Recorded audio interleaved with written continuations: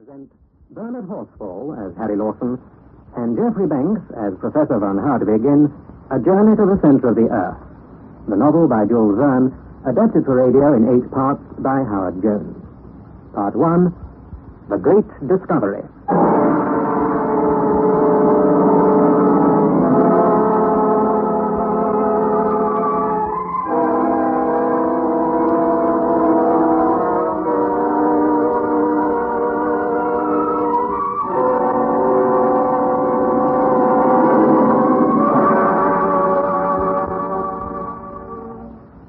Looking back to all that has happened to me since that eventful day, I can scarcely believe in the reality of my adventures. They were truly so wonderful that even now I am bewildered when I think of them. But first I must introduce myself. My name is Harry Lawson. I'm English. My uncle, Professor Van Hardwig, is German. He married my mother's sister, an Englishwoman. At the time I am speaking of, he was a man of about 50. Tall, thin, and wiry, with spectacles and big protruding eyes. Being fond of me, he had invited me to study under him at his house in the Königstrasse in Hamburg, and this delighted me, for although impetuous and eccentric, my uncle is a scholarly and wealthy man, a professor of philosophy, chemistry, geology, mineralogy, and many other ologies. Also, although it has nothing to do with my story, I was in love with his goddaughter, Gretchen. Well, one day, my uncle returned from a solitary walk in a tearing hurry, flung back the front door, and shouted at the top of his voice, "Harry! Harry! Where are you, Harry?" "Coming, Uncle, coming. What's all the excitement?" "Wonderful, wonderful, wonderful. Harry! This book I have just bought. Looks pretty old. What is it?" Heinz Kringla of Snorri Sturluson, the celebrated Icelandic author of the 12th century. It is a true and correct account of the Norwegian princess who reigned in Iceland. Dear me, what language is it written in, Uncle? It is a runic manuscript, the language of the original population of Iceland, invented, so the tradition says, by Odin himself. I was about to venture some misplaced joke on the subject when a small scrap of parchment fell from the leaves of the book. It was about 5 inches by 3, and scrawled over in the most extraordinary fashion. Like a hungry man snatching at a morsel of bread, the professor seized it, told me to sit down and write. Are you ready? Yes, Uncle. And follow closely. I will substitute a letter of our alphabet for that of the runic on the parchment, and we will see what that produces. Now, begin, and I'll make no mistakes. Mrrlesebodii.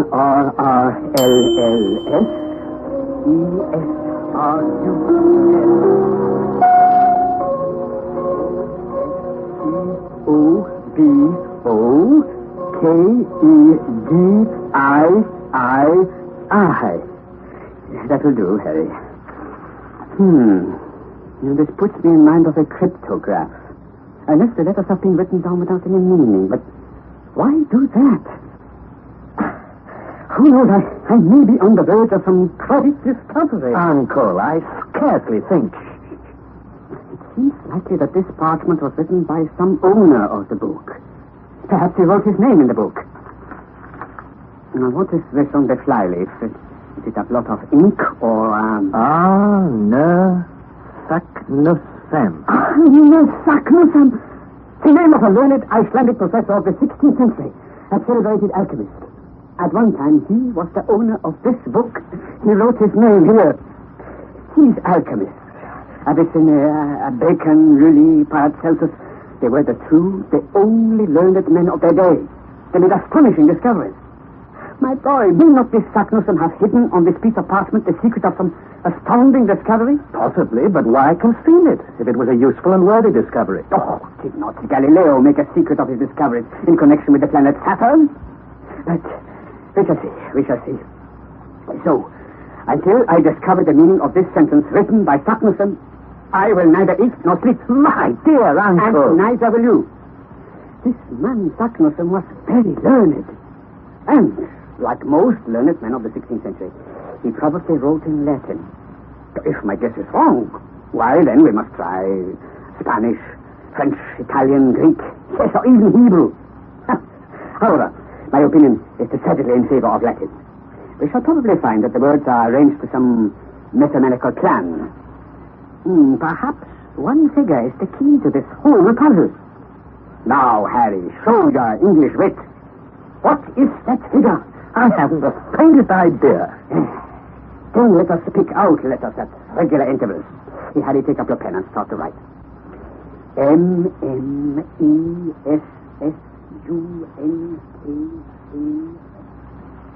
When I was done, I could scarcely keep from laughing. I had written down 4 lines of complete nonsense, so it seemed to me. On the other hand, my uncle... No! What does it mean? What does it mean? Well, it won't defeat me. It won't. I will find out. That I will. Left to myself, I lit my pipe and dropped into an armchair. I could easily imagine my uncle tearing along some lonely road, gesticulating, talking to himself, cutting the air with his cane, still thinking of the absurd hieroglyphics. Would he hit on some clue and come home in a better mood? I picked up the wretched puzzle and tried every imaginable way of grouping the letters. I put them together by 2s, 3s, 4s, and 5s, all in vain. I pondered and pondered. It was enough to drive a man mad. Mechanically, I took up the piece of parchment and fanned myself with it, so that I saw first the front and then the back. Imagine my astonishment when, glancing at the back, the ink having penetrated the parchment, I clearly made out Latin words. Craterem terrestri. It came upon me in a flash. This was the clue. I had discovered the secret. All you had to do was to read the document backwards. The ingenious theories of the professor were correct, and I, by sheer accident, had discovered what he wanted to know. I placed the parchment on the table. I passed my finger over each letter. I spelt it through. I read it out, and suddenly, I felt as if I had received a knockout blow. Was it possible that a man had really accomplished this incredible thing? That a man had dared? Never, I cried, never shall my uncle learn this secret. He's quite capable of repeating this fearful journey. Nothing will stop him, nothing. What's more, he'll insist I go with him. I snatched up book and parchment and was about to fling them into the fire when the door opened and my uncle came in. I had scarcely time to put the wretched things down before he was at my side. He dropped into his chair and began to make some algebraical calculations. I knew he was wasting his time. I had discovered the clue, and I intended to keep it to myself. I did not dare to leave him, and at last I fell asleep on the sofa.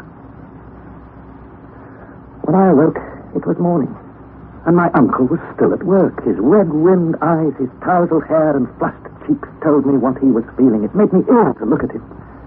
So I looked the other way, crossed my arms, and smoked, resolved never to betray the secret. When the cook wanted to go out to market, she found the front door locked and the key taken away. Did Professor Hardwig intend the old woman and myself to starve to death, martyrs of his obstinacy? He continued counting and writing and counting, thinking of neither food nor drink.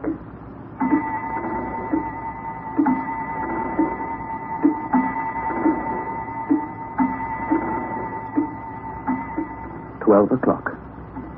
I was famished. There was nothing in the house. 2 o'clock. I could not bring myself to keep silent any longer.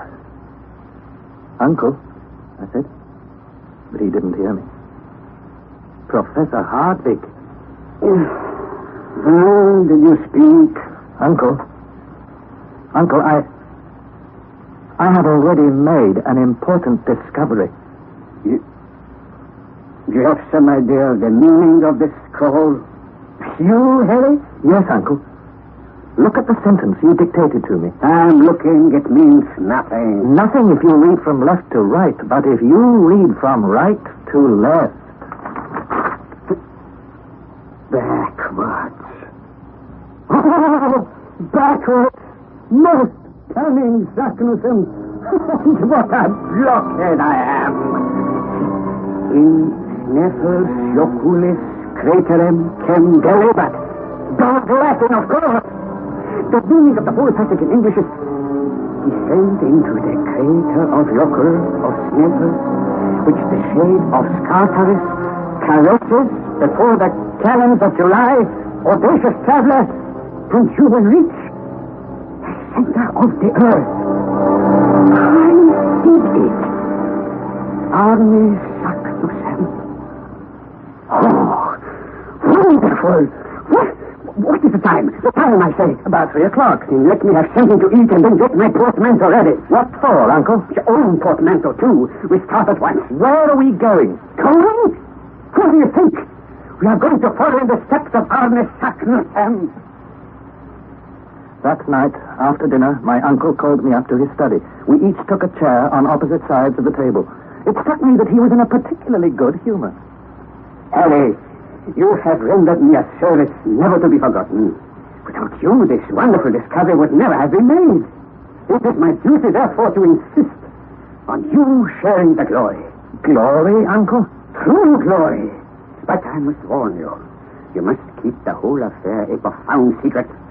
There is no more envious a race of men than scientific discoverers.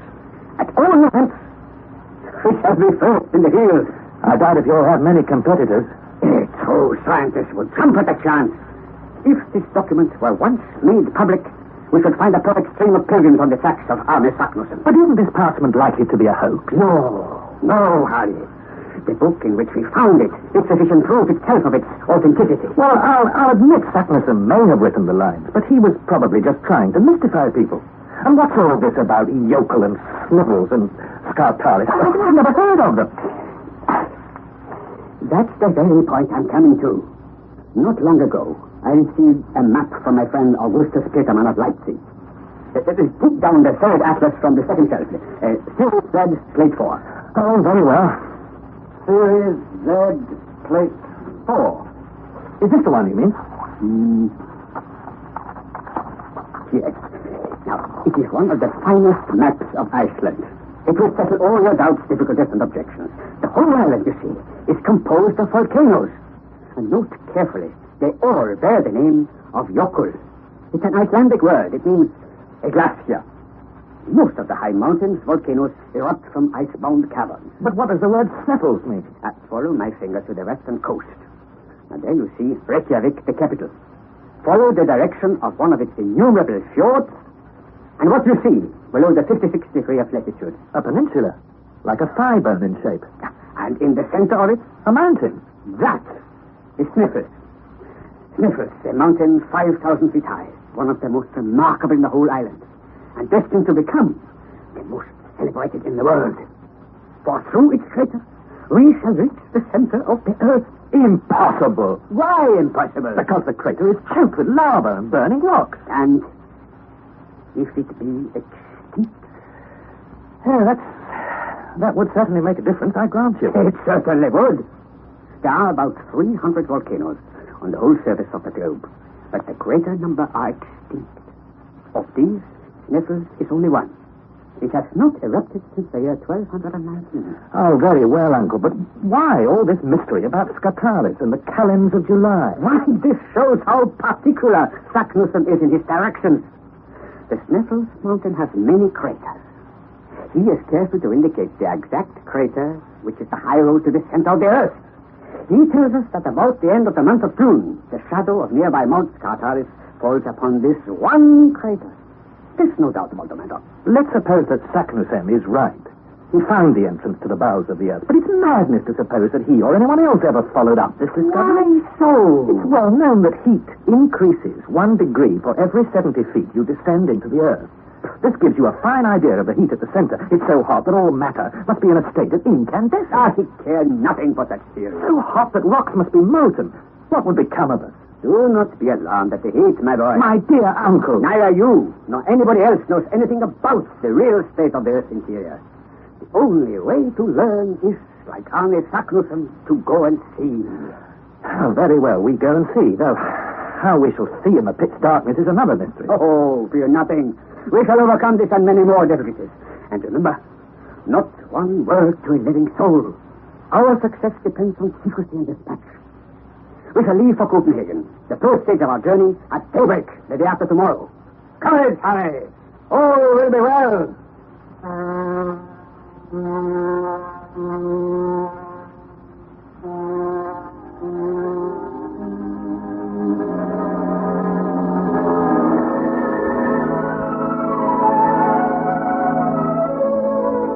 We left Hamburg precisely as my uncle had planned, and reaching Copenhagen on the day following, we discovered that a little Danish schooner, the Valkyrie, was to sail on the 2nd of June for Reykjavik.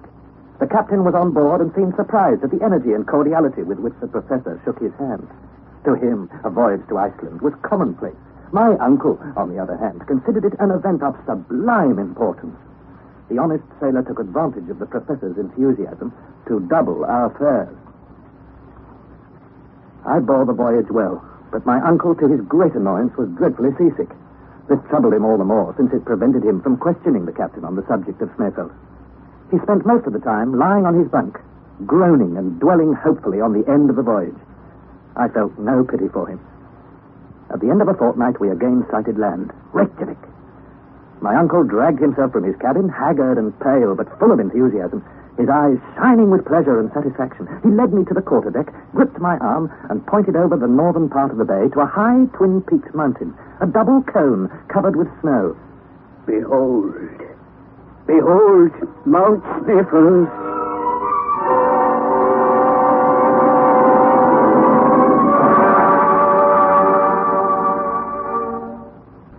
M. Friedrichsen, professor of natural sciences at the College of Reykjavik, to whom my uncle carried letters of introduction, made us welcome.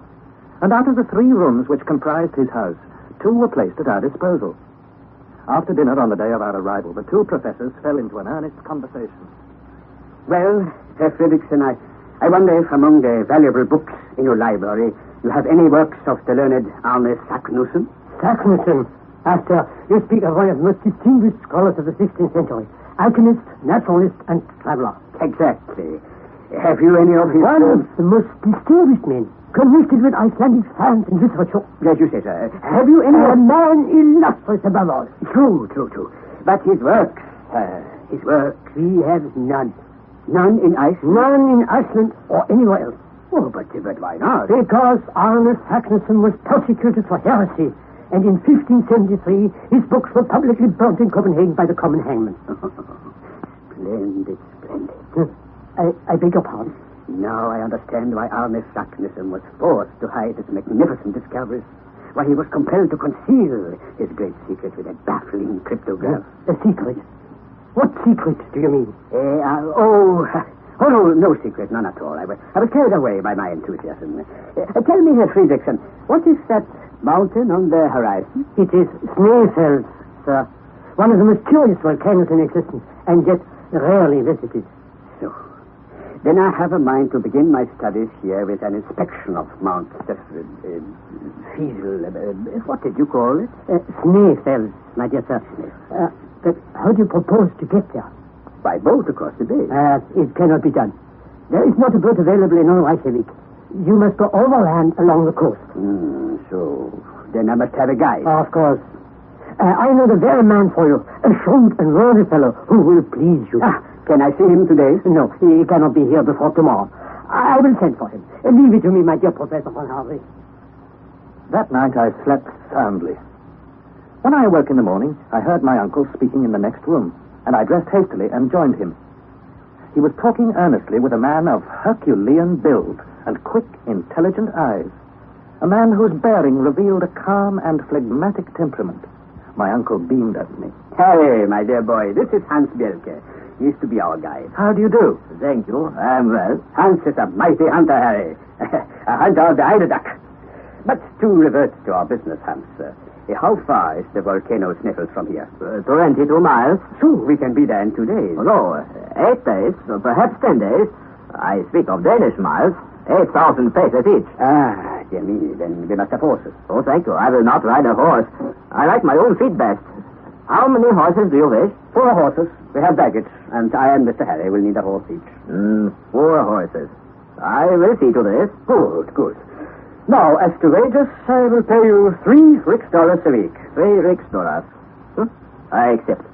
And, Master, you shall pay me every Saturday night. If you fail, then our agreement is finished. Oh, very well. Let me pay you now, 1 week in advance. Oh, thank you, no. You'll pay after my work, not before. After. As you say. Hans, I wish to start in 48 hours from now. Can you be ready? 48 hours from now. It is understood. I go now. I go and prepare. Farewell. A splendid fellow. Eh, Harry? What he little suspects the marvelous part he's about to play in the history of exploration. You mean that he'll come with us all the way? To the center of the earth, my boy. To the center of the earth.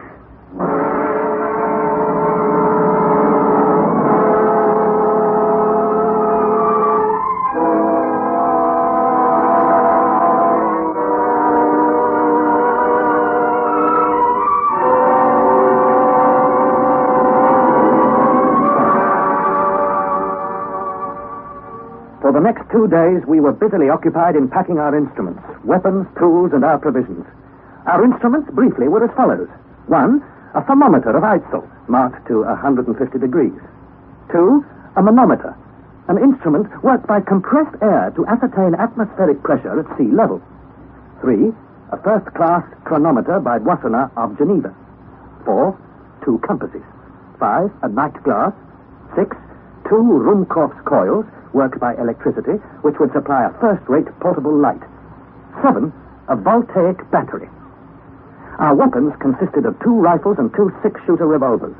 Our tools were 2 pickaxes, 2 crowbars, a silken ladder, 3 iron-shod poles, a hatchet, a hammer, a dozen wedges, some pointed pieces of iron, and a great quantity of strong rope. The hamper of provisions contained enough concentrated meat and biscuit to last us 6 months. The only drink provided by my uncle was the Hollands gin called Schiedam. Of water, not a drop. However, we carried gourds, and my uncle counted on finding water and filling them at the outset of our journey. Finally, we also carried a medical chest, boxes of tinder and tobacco, and a large belt crammed with notes and gold. I shall not dwell on our adventures and misadventures on the journey to Snæfellsnes. When we arrived at the village beneath the mountain, Hans hired 3 Icelanders to replace the horses. It was understood that these men would leave us at the bottom of the crater. When my uncle told Hans that he intended to explore the volcano to the last possible limits, Hans shrugged his shoulders and said, "It is all right. Where you explore, I come. To me, it is all the same." And so at last we started to climb the mountain. Snæfellsnes, 5,000 feet high, is the termination of a volcanic mountain range, and Hans led the way up its slopes as calmly as if he had been walking over Salisbury Plain. About 7 in the evening, we reached a kind of spur, and I felt I could go no further. This was the region of eternal snows.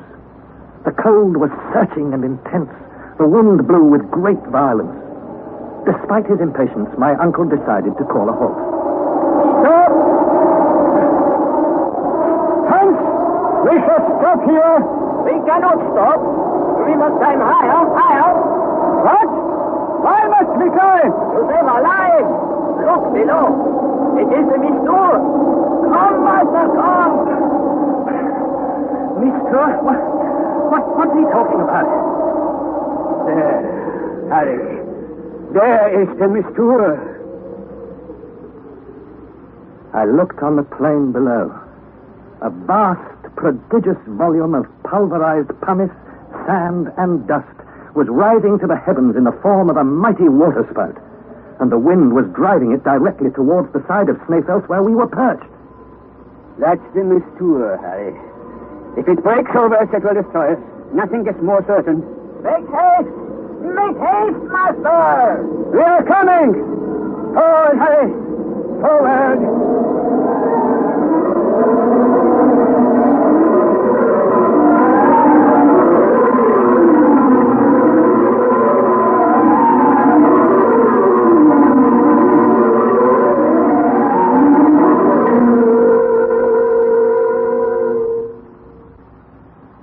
That was part 1 of A Journey to the Center of the Earth, adapted by Howard Jones from the novel by Jules Verne. The cast was as follows. Harry Lawson was played by Bernard Horsfall, Professor von Hartwig by Geoffrey Banks, Professor Friedrichsson by Georg Scheldrup, and Hans Bielke by John Daglish. It was produced in the north of England by Trevor Hill.